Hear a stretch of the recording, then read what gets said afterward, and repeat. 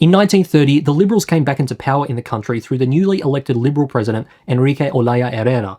This was achieved largely through the support of feminists across the country who held rallies that inspired women, who did not yet have the right to vote at this point in history, to encourage their husbands to vote for Herrera.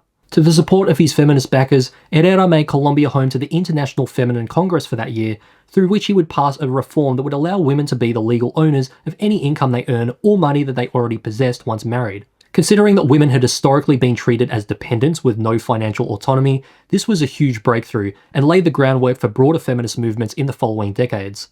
Meanwhile, on a financial front, Colombia would find itself matching the pattern of many other countries at the time, experiencing steep economic decline. Amidst the global depression, layoffs and business closures would become commonplace, while a decrease in commodity prices wiped out incomes among rural peasants, leading to a sharp rise in poverty. In an effort to soften the economic blow, President Herrera attempted to convince the US to let them delay repayments of their loans, which, after some hesitation, eventually worked. They'd even receive a new $20 million loan from the US in exchange for a petroleum concession. Still, the economic crisis was undeniable. With such collapse also came an increase in political partisanship. Despite Herrera's attempts to appease conservatives by electing conservative leaders in more than half of the country's departments, tensions between liberals and conservatives still grew dangerously, at least outside of the political elites. Battles were staged out between militias, and in some areas, entire towns were burned down. Local mayors, judges, and even priests, meanwhile, would often be targeted for their affiliation with one party over another. In 1934, aristocrat Alfonso López Pumarejo followed Olaya Herrera as the next liberal president, with Olaya becoming the new foreign minister the following year. Despite his aristocracy, López was rather sympathetic to the working class in his policies and activism. His government became known as La Revolución en Marcha, or the Revolution in Progress, named after one of his speeches in which he highlighted the vitality of constitutional revolution.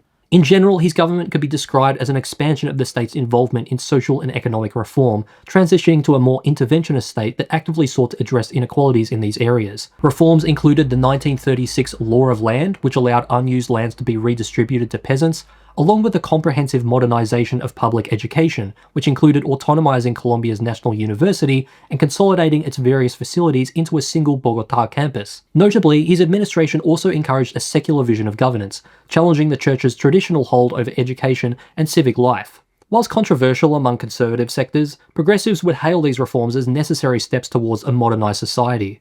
Despite López's success in passing various reforms, however, things came to a halt when the country experienced an economic slump in 1937, in part due to an increase on direct taxation that López had introduced. Following this, new president Eduardo Santos Montejo, a liberal moderate and owner of one of the country's biggest newspapers, El Tiempo, was elected in 1938. In contrast to López, Montejo had a greater focus on industrialization, which he implemented through the openings of various state-backed factories around the country. This industrial expansion was part of a broader strategy to reduce the economy's dependence on its agricultural exports, such as bananas and coffee, thereby pushing for a vision of greater economic nationalism and increasing employment opportunities in the process. Though still in a foundational phase, these developments would be pivotal in supporting the country's domestic industrial landscape in later decades.